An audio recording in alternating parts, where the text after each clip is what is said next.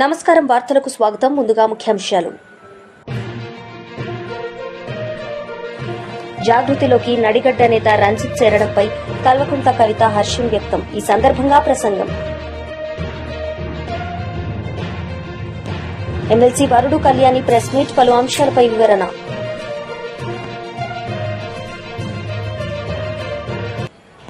తెలంగాణ జాగృతి అధ్యక్షురాలు కల్వకుంట్ల కవిత మీడియా సమావేశం నిర్వహించారు. జాగృతిలోకి నడిగడ్డ నేత రంజిత్ చేరడంపై ఆమె హర్షం వ్యక్తం చేశారు. ఎమ్మెల్యే సీట్లలో మొట్టమొదట గెలిచేది కూడా మన అమ్మవారి దయతోని ఈ సత్యం నెరవేరుతుందని నేను బలంగా నమ్ముతా ఉన్నా.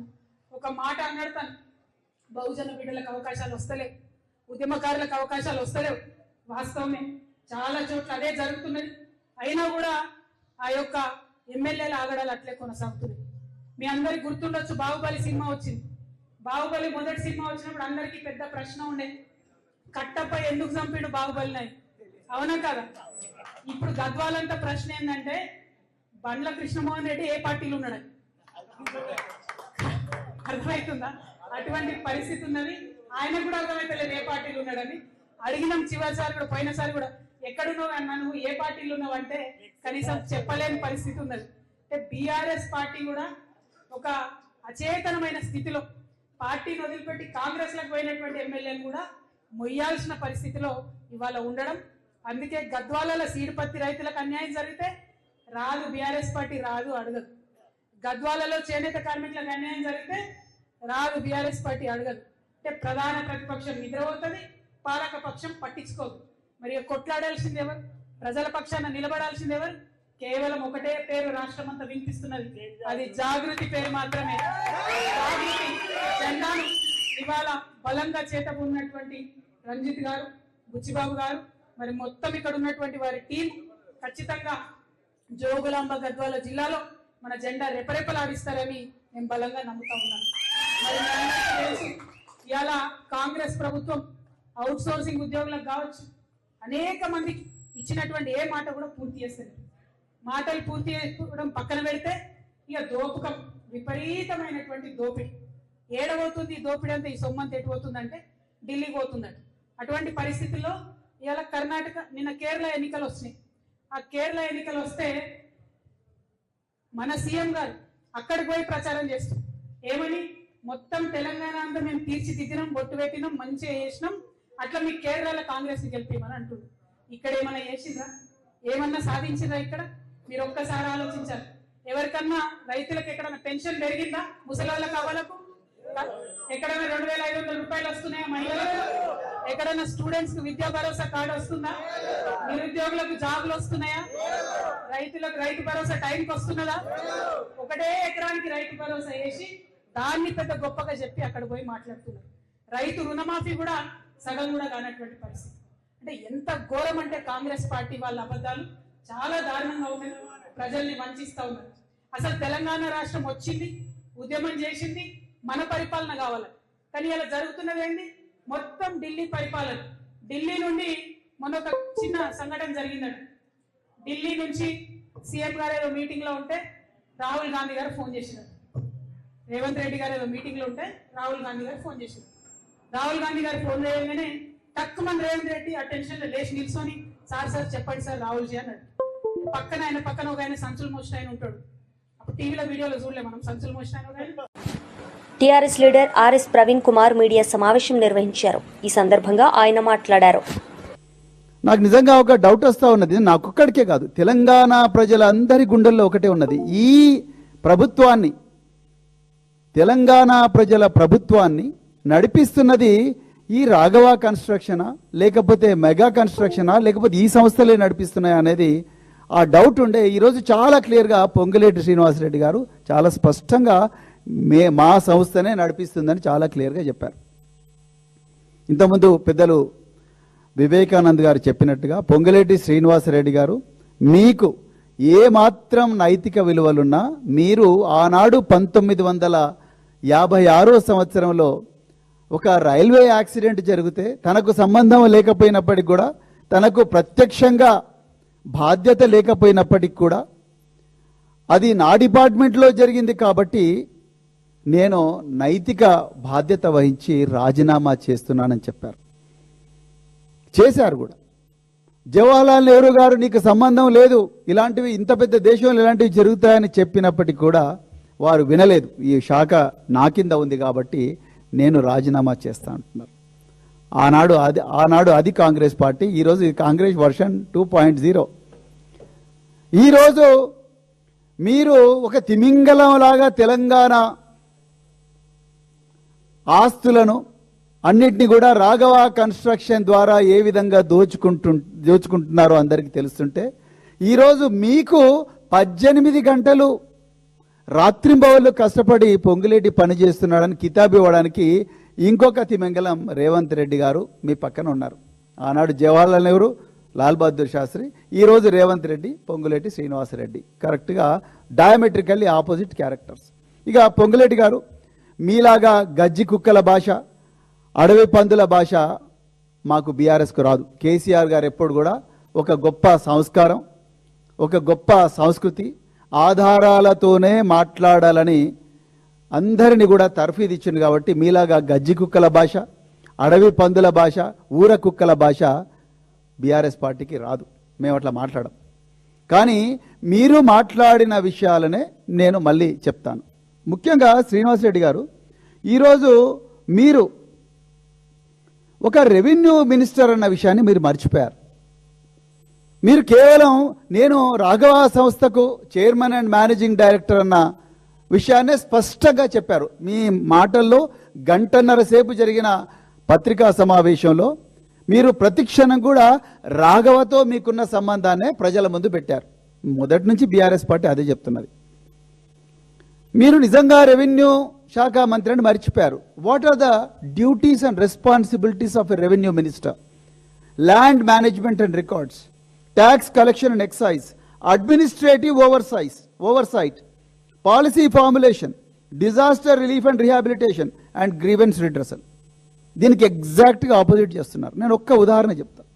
ఇలా మీకు అపరిమితమైన అధికారం ఉంది, అడ్మినిస్ట్రేటివ్ ఓవర్సైట్. మీ కింద ఎవరెవరున్నారు? అసలు ఈ రాష్ట్రంలో ఎవరికీ లేనంత అధికారం మీ చీఫ్ కమిషనర్ ఆఫ్ ల్యాండ్ అడ్మినిస్ట్రేషన్కు ఉన్నది, CCLA. Commissioner survey, settlement and land రికార్డ్స్కు ఉన్నది. ప్రిన్సిపల్ సెక్రటరీ రెవెన్యూకు ఉన్నది. వారి కింద జిల్లా కలెక్టర్లు ఉన్నారు. అదేవిధంగా inspector general and commissioner stamps and రిజిస్ట్రేషన్కు ఉన్నది. జిల్లా కలెక్టర్లు, వాళ్ళు జిల్లా కలెక్టర్లు మాత్రమే కాదు, డిస్ట్రిక్ట్ మెజిస్ట్రేట్స్, మెజిస్టీరియల్ అధికారాలున్న అధికారులు డైరెక్ట్గా మీకు రిపోర్ట్ చేస్తారు. వారి కింద ఆర్డీఓలు ఉన్నారు, వారి కింద ఎంఆర్ఓలు ఉన్నారు, వారి కింద విఆర్ఓలు ఉన్నారు.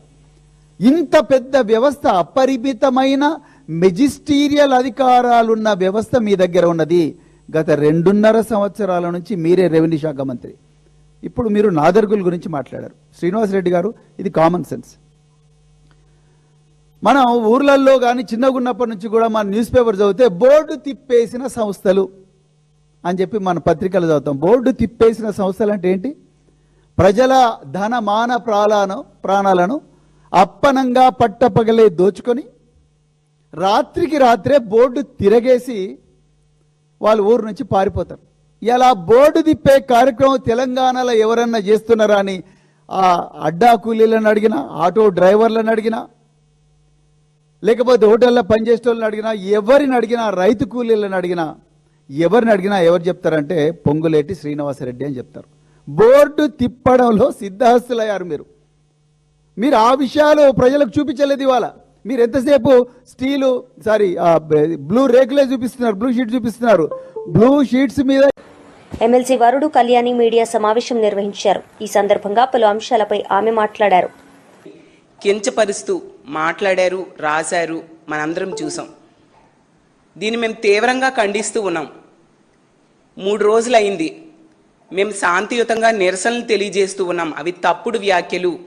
ఏబిఎన్ రాధాకృష్ణ అనే వ్యక్తి ఆ వ్యాఖ్యల్ని వెనక్కి తీసుకోవాలి, ఈ రాష్ట్రంలో ఉన్న మహిళలకి క్షమాపణ చెప్పాలి, అలాంటి తప్పుడు మాటలు రాసినందుకు అతన్ని అరెస్ట్ చేయాలి అని మేము డిమాండ్ చేస్తూ శాంతియుతంగా నిరసనలు తెలియజేస్తూ ఉంటే చంద్రబాబు నాయుడు గారు, పవన్ కళ్యాణ్ గారు, అలాగే లోకేష్ గారు, హోంమంత్రి అయిన మహిళా హోంమంత్రి అయిన అనిత గారు, ఇష్టం వచ్చినట్టుగా మాట్లాడుతూ ఉన్నారు. ఎంత దారుణం అంటే వీళ్ళందరూ ఏబిఎన్ రాధాకృష్ణ ఇంత దారుణంగా మహిళల కోసం మాట్లాడితే ఖండించాల్సింది పోయి తిరిగి అతన్ని సమర్థిస్తూ ట్వీట్లు చేస్తూ ఉన్నారు. అసలు నిజంగా చాలా దారుణం ఇది. అసలు మొన్న చూసాం జగనన్న అమరావతి కోసం అలాగే మావిగన్ కోసం చాలా స్పష్టంగా ఎక్స్ప్లెయిన్ చేయడం జరిగింది. ఈ రాష్ట్ర ప్రజలకు వివరించారు. ఆచరణ సాధ్యం కాని అమరావతి పేరుతో ఏ విధంగా చంద్రబాబు నాయుడు గారు దోపిడీ చేద్దాం అనుకుంటున్నారు. అలాగే మావిగన్ అనేది మచిలీపట్నం, విజయవాడ, గుంటూరు కలిపి ఒక గ్రోత్ కారిడార్ ఏర్పాటు చేస్తే అమరావతి కోసం చేసే అప్పు చంద్రబాబు నాయుడు గారి లెక్క ప్రకారమే 1,00,000 ఎకరాల భూమికి ఎకరాకి 2 కోట్ల చొప్పున 2 లక్షల కోట్ల రూపాయలు అప్పు చేసి భావితరాల మీద అప్పు భారం పడే కంటే అందులో 10% డబ్బులు ఖర్చు పెడితే ఇక్కడే ఉన్న ఈ మావిగన్ ఎంతో బ్రహ్మాండంగా రాజధానిగా అభివృద్ధి చెందుతుంది. ఎయిర్ కనెక్టివిటీ ఉంది, అలాగే సీ కనెక్టివిటీ ఉంది, పోర్ట్ ఉంది, అలాగే తీసుకుంటే రోడ్ కనెక్టివిటీ, విశాలమైన హైవే రోడ్స్ ఉన్నాయి అని చెప్పి ఒక మంచి ప్రతిపాదన చేశారు. దాని మీద ఈ రాష్ట్రంలో ఉన్న ప్రజలందరూ కూడా చర్చ మొదలైంది. నిజమే కదా, జగన్ గారు చాలా కరెక్ట్ అయిన పాయింట్ చెప్పారు. చంద్రబాబు నాయుడు గారు ఇంత అవినీతి చేస్తున్నారా అమరావతి పేరుతో, ఇంత దోపిడీకి ప్లాన్ చేస్తున్నారని ప్రజలందరూ ఈరోజు చర్చించుకుంటూ ఉన్నారు.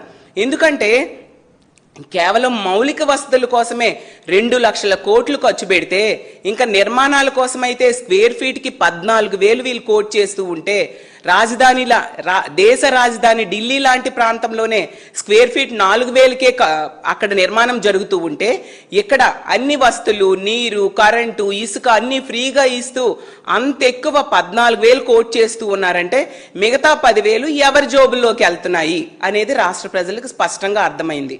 చంద్రబాబు నాయుడు గారికి కూడా అర్థమైంది ఏంటంటే జగనన్న చేసిన ఈ ప్రతిపాదన వలన ఈ రాష్ట్ర ప్రజల్లో చంద్రబాబు నాయుడు గారి మీద తీవ్రమైన వ్యతిరేకత వచ్చింది. అలాగే అతను అమరావతి పేరుతో చేస్తున్న దోపిడీని కూడా రాష్ట్ర ప్రజలు అర్థం చేసుకున్నారు అని భయం మొదలయ్యి తన అనుకూల మీడియా ద్వారా ఈరోజు మా వైఎస్ఆర్ కాంగ్రెస్ పార్టీ నాయకుల్ని, వాళ్ళ కుటుంబ సభ్యుల్ని వ్యక్తిత్వ హననం చేస్తూ ఉండే పరిస్థితి మనకు అర్థమవుతుంది. వీళ్ళు సమర్థించడం ద్వారా అర్థమైంది ఏంటంటే ఏబిఎన్ రాధాకృష్ణ చేసిన వ్యాఖ్యలు ఏదో యాదృచ్ఛికంగా చేసిన వ్యాఖ్యలు కాదు, అవి ఒక ప్లాన్ ప్రకారం, చంద్రబాబు నాయుడు గారి ప్లాన్. మాజీ మంత్రి డాక్టర్ సిగిరి అప్పలరాజు ప్రెస్ మీట్ నిర్వహించారు. ఈ సందర్భంగా ఆయన మాట్లాడారు. ఈ ప్రభుత్వ పెద్దలు ముఖ్యమంత్రి గారు కానీ, షాడో ముఖ్యమంత్రి లోకేష్ గారు కానీ, మరి ఆరోగ్య శాఖ మంత్రి కానీ ఎవరైనా సరే ఆరోగ్యశ్రీ ఆగిపోయింది, పేషెంట్స్ ఇబ్బంది పడుతున్నారు, పేదలు రోడ్డున పడే పరిస్థితి వచ్చింది, దీనిపైన ప్రభుత్వం ఎలాగైనా సరే ఒక మంచి పరిష్కారాన్ని చూపించాలన్నటువంటి ఒక్కటంటే ఒక్క మాట ఈ వారం రోజుల్లో మనం ఎక్కడైనా విన్నామా, చూసామా అని నేను ఈ ప్రభుత్వాన్ని అడుగుతా ఉన్నాను. మీరు చూసుకోండి, ఈ ప్రభుత్వం వచ్చి సుమారుగా 22 నెలలు కావస్తుంది. ఈ కేవలం ఈ 22 నెలల కాలంలోనే this is the second major disruption. ఆ మాటకు వస్తే ఈ 22 నెలల కాలంలో డిస్రప్షనే కాదు, ఇది ఆరోగ్యశ్రీ మొదలు పెట్టిన తరువాత this is the second major disruption. ఇంత ఈ మాదిరి ఆగిపోవడం అనేది this is the second time. First time ఎప్పుడయ్యా అంటే మొన్న అక్టోబర్ 2025 అక్టోబర్లో, అంటే ఈ ప్రభుత్వం వచ్చిన తర్వాతనే 2 సార్లు మేజర్ డిస్రప్షన్ వచ్చింది. ఒకటి 6 నెలల క్రితం అక్టోబర్లో, ఇప్పుడు ఏప్రిల్ 1 నుంచి. అక్టోబర్లో సేవలు ఆగిపోవడానికి కారణం కానీ, రెండోసారి ఏప్రిల్లో సేవలు ఆగిపోవడానికి కారణం కానీ సేమ్ ఒకటే కారణం, గవర్నమెంట్ బిల్స్ ఇవ్వడం లేదు. ఒప్పందం ప్రకారం ఏంటి, 45 రోజులకు క్లెయిమ్ చేసినటువంటి బిల్స్ అన్నింటినీ కూడా క్లియర్ చేయాలి. 45 రోజులకి ఒక ప్రొసీజర్ చేసి ఆ కన్సర్న్డ్ నెట్వర్క్ హాస్పిటల్ వాళ్ళు దాని డబ్బులు ప్రభుత్వం నుంచి క్లెయిమ్ చేస్తే ఆరోగ్యశ్రీ ట్రస్ట్ నుంచి క్లెయిమ్ చేస్తే 45 రోజుల్లో బిల్లు రిలీజ్ చేయాలి. That is the rule. కానీ ఈ ప్రభుత్వం వచ్చిన తర్వాత 45 రోజులు కాస్త 450 రోజులు దాటినా సరే, ప్లీజ్ మార్క్ మై వర్డ్, 450 రోజులు దాటినా సరే బిల్స్ క్లియర్ చేయకపోయేసరికి మరి హాస్పిటల్స్ కూడా ఇబ్బందే కదా. సంవత్సరాల తరబడి బిల్స్ పెండెన్సీ ఉంటే 1 కోటో 2 కోట్లు కాదు, 3200 కోట్ల రూపాయలు పెండెన్సీ ఉంటే కనీసం ఈ ప్రభుత్వానికి చీమ కుట్టినట్టయినా అనిపించకపోవడం. వారం రోజుల నుంచి ఆరోగ్యశ్రీ సేవల్ని అత్యవసర సేవలతో సహా OP, inpatients, emergency, all kinds of Aarogyasri services ఆ పూర్తి స్థాయిలో ఆపేసినా సరే కనీసం ఈ ప్రభుత్వంలో స్పందన లేకపోవడం ఈ ప్రభుత్వం యొక్క మొద్దుబారుతనానికి నిదర్శనమని నేనైతే అభిప్రాయపడతా ఉన్నాను. ఈ వారం రోజులను చూద్దాం మనం అసలు పరిణామాలు. ఈ రాష్ట్రంలో జరుగుతున్నటువంటి చర్చలు ఏంటో చూస్తే చంద్రబాబు గారు ఆడంబరాలకు సంబంధించి విపరీతమైనటువంటి ప్రచారం. అమరావతికి సంబంధించి చట్టం చేశాం, అమరావతి ఏకైక రాజధాని, అమరావతి దేవతల, ఏంటి దేవతల రాజధాని నాకు అర్థం కాదు. అమరావతి ఏ దేవతలు తిరిగారు అక్కడ? Your so called Amaravati, Gautam బుద్ధుడు నడయాడినటువంటి Amaravati, both are not same. ఇది ప్రజలందరూ గమనించుకోవాల్సింది. గౌతమ్ బుద్ధుని ధాతువులు భద్రపరిచినటువంటి Amaravati something different. What Chandrababu Naidu quoting as Amaravati. The sacred Amaralingeswara temple location is something different from the so-called Chandrababu Naidu's proposed Amaravati. ఎలాగైపోయింది ఇది? దేవతలు నడయాడే రాజధాని, దేవతలు తిరిగే రాజధాని అంటే చంద్రబాబు అందరం మనం భజన చేయాలి. ఏంది ఇది? నాకు అర్థమవుతుంది. ఓ పక్కనేమో అత్యవసర సేవలు ఆగిపోయి ఉన్నాయి, ప్రజల ప్రాణాలు పోతా ఉన్నాయి, పేదలు రోడ్డున పడే పరిస్థితి ఉంది. ఎమర్జెన్సీస్లో ప్రభుత్వం అండగా ఉంటుందనో, ఆరోగ్యశ్రీ అందుబాటులో ఉంటుందనో, ఆరోగ్యశ్రీ నెట్వర్క్ హాస్పిటల్కి వెళ్తే ఈ ప్రభుత్వం బిల్స్ చెల్లించడం లేదు కాబట్టి నిర్ద్వంద్వంగా తోసిపుచ్చినటువంటి ఈ అత్యవసర పరిస్థితి. మాజీ ఎమ్మెల్సీ దువ్వారపు రామారావు మీడియా సమావేశం నిర్వహించారు. ఈ సందర్భంగా ఆయన మాట్లాడారు. భాగం పంచుకోవడం అనేది ఆనందకరమైన విషయం అని చెప్పి ఈ సందర్భంగా నేను తెలియజేస్తున్నాను. మరి అమరావతి సంబంధించి అనేక ప్రత్యేకతలు ఉన్నాయి రాజధానిగా. ఒకటి, అనేక డ్యూ నెగోషియేషన్స్, అనేక ప్రాసెస్ల్లో వెళ్ళి అటు శ్రీకాకుళం నుంచి అనంతపురం వరకు కూడా ఒక మధ్యస్థ ప్రాంతంగా అమరావతి ఉండాలన్న జయంతో ఇక్కడ అమరావతిని రాజధానిగా సెలెక్ట్ చేయటం కానీ, లేదా ఒక నదీ తీరాన ఒక రాజధాని నిర్మాణం కావాలని చెప్పి ఆ రోజున ఒక డిసిషన్ తీసుకోవడం కానీ ప్రజలంతా కూడా స్వాగతించారు, అన్ని పార్టీలు కూడా స్వాగతించాయి. ఆ తర్వాత జరిగిన అనేక డెవలప్మెంట్స్ మనం చూసాం. అమరావతి పైన అనేక నిందలు మోపారు నాయకులు. 1924 మధ్యకాలంలో, 14-19 మధ్యకాలంలో కూడా అమరావతి ఒక మునిగిపోయే నగరం అని చెప్పి, తర్వాత అక్కడంతా కూడా ఒక సామాజిక వర్గానికి సంబంధించిన వ్యక్తులే అక్కడ భూములు ఉన్నాయని చెప్పి, అదేవిధంగా అది ఎందుకు పనికిరాని శ్మశాన భూమి అని చెప్పి అనేక నిందలు మోపి అమరావతిని నాశనం చేసిన విషయాన్ని కూడా ఒకసారి మనం గుర్తు చేసుకున్నట్టయితే అప్పుడు పాలన ఎంత దుర్మార్గంగా సాగిందో మనం అంతా కూడా అర్థం చేసుకోవటానికి ఒక్కసారి ప్రజల దృష్టి తీసుకొస్తున్నాను. మరి ఈ రోజున కూటమి ప్రభుత్వం మళ్ళీ అధికారంలోకి వచ్చిన తర్వాత 2024 తర్వాత అనేక చేంజెస్ రాజధాని అమరావతి నిర్మాణ ప్రాంతంలో మనం చూస్తున్నాం. ఈ రోజున సుమారుగా 50,000 కోట్లతోటి పనులు స్టార్ట్ అయ్యి అనేక భవనాలు ఆకాశర్మ్యాలు నిర్మాణం జరగటం ఈ రోజున ప్రజలంతా కూడా గమనిస్తున్నారు.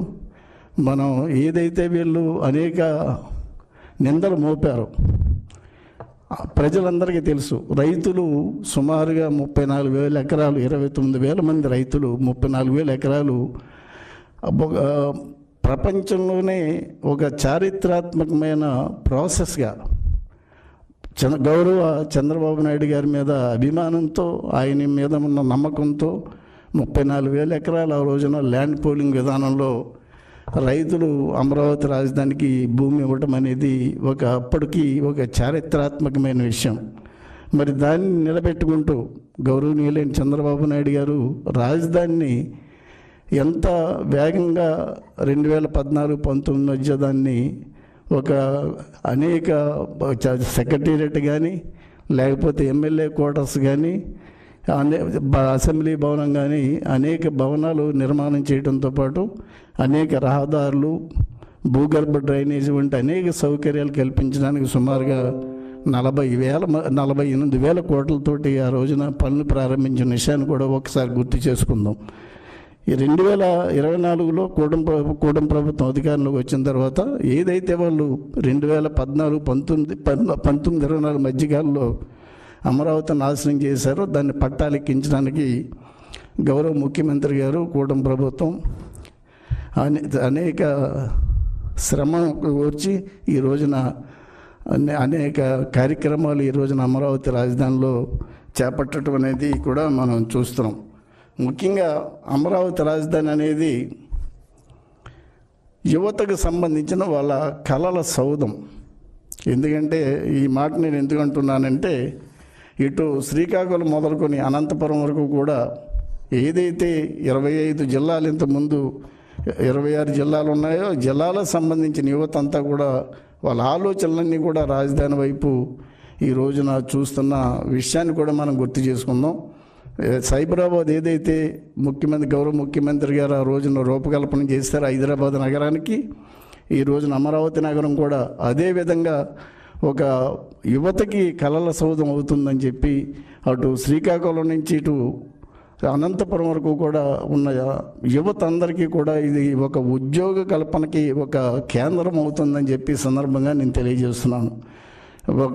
నేను ఉత్తరాంధ్ర జిల్లా వాసిగా ఆ రోజున మేము ఎవరు కూడా అమరావతి రాజధాని అంటే అందరూ కూడా చాలా గౌరవించాం, అందరూ కూడా చాలా ఆనందపడ్డాం. అదేవిధంగా రాయలసీమ ప్రాంత వాసులు కూడా అమరావతి రాజధాని అంటే చాలా ఆనందపడ్డారు. రీజన్ ఏంటంటే ఇది ఒక మధ్యస్థంగా ఉన్న ప్రాంతం. అటు అనంతపురానికి ఇటు శ్రీకాకుళానికి ఉన్న ప్రజలకు అనేక ప్రయాణ దూరం కూడా తగ్గుతుందన్న ఆలోచనతో అందరూ కూడా ఆ రోజున స్వాగతించారు. మరి ఉత్తరాంధ్ర జిల్లా వాసిగా కూడా నేను ఒక విషయాన్ని తెలియజేస్తున్నాను. విశాఖపట్నం రాజధాని అంటే మేము అందరూ నిజానికి సంతోషపడాల్సిన విషయం. కాకపోతే ఆ రోజున కూడా మేము అమరావతి రాజధాని అని చెప్పి అందరూ వెలుగెత్తి చాటాం. ఎందుకంటే ఒక పరిపాలనా కేంద్రం అనేది ఒక భవిష్యత్తుకి ఒక నాంది అనేది ఒక ఫైనాన్షియల్ రాష్ట్రానికి మొత్తం అంతటికి కూడా కేంద్ర బిందువు ఉండాలన్న ఆలోచనతో ఆ రోజున అమరావతిని మేమంతా కూడా స్వాగతించాం. ఇప్పుడు హైదరాబాద్ ఏదైతే తెలంగాణకి ఒక ఆర్థిక వనరులుగా మారిందో అన్ని గ్రామాలు కూడా అన్ని ప్రాంతాలు కూడా ఈ రోజున అభివృద్ధి చెందడం కూడా మనం చూస్తున్నాం. దాని అంతటికీ ముఖ్య కారణం మన విజనరీ లీడర్ గౌరవ మాన్యశ్రీ చంద్రబాబు నాయుడు గారు అని చెప్పి ప్రపంచమంతా కూడా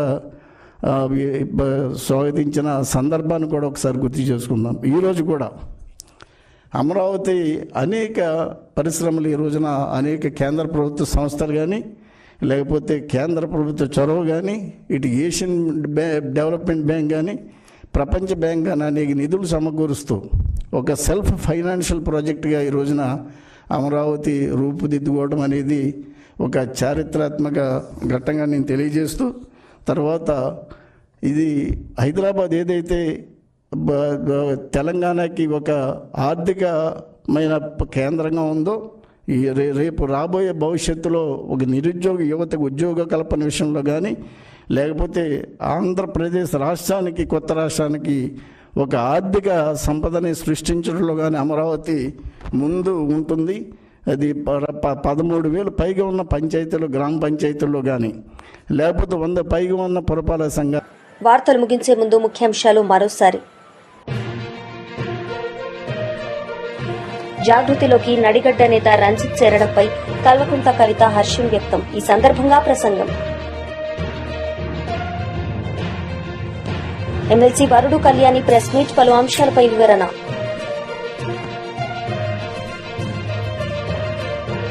ఈ వార్తలు ఇంతటితో సమాప్తం. తిరిగి ప్రసారమయ్యే వార్తల్లో మళ్ళీ కలుద్దాం. అంతవరకు సెలవు. నమస్తే. రావురోళ్ళు వచ్చిండ్రు, ఏకే తండకు వచ్చిండ్రు, మెసేజ్ల మీద మెసేజ్లు పెట్టిండ్రు. పెడితే ఇదేం చేసింది, ఇంకా దోస్తులే అనుకుని కిందకి దిగిందంట. ఇక దిగిన తర్వాతే ఇంకా దానికి ఏం చేసిండ్రో తెలియదు, ఎత్తుకుని పోయిండ్రు. మొక్కజొన్న చేను ఉంది, ఆ చేనులో మొత్తం ఆగవాగం వేసి పడేసి మళ్ళీ ఆదాయంగానే ఎత్తుకొచ్చి తెలుగు తీసి లోపల అర్రల, బయట అర్ర వదిలేసి లోపల అర్రలో పోయి దేవుని కట్టేసి ఉన్నాను నేను. ఆడ ముక్కలమ్మ కట్టేసి ఉంటే దానికి నా చీర తీసుకొని ఫ్యాన్ కొండికి ఇట్లా వేసి కాలు కిందనే ఉన్నాయి. పాదాలు వర్షం కారుతూనే ఉందంతా ఇల్లంతా రక్తంతో ఉంది. నా బిడ్డ రక్తం అక్కడ ఉంది.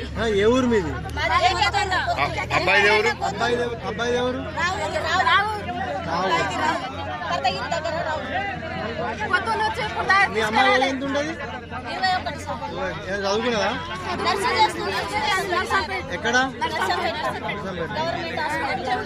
నా బిడ్డ మంచిదని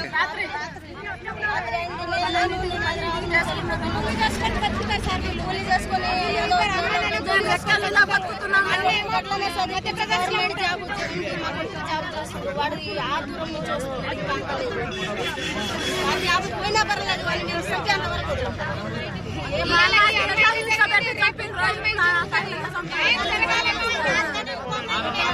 మధ్యప్రదేశ్ లో ఉన్నాడు.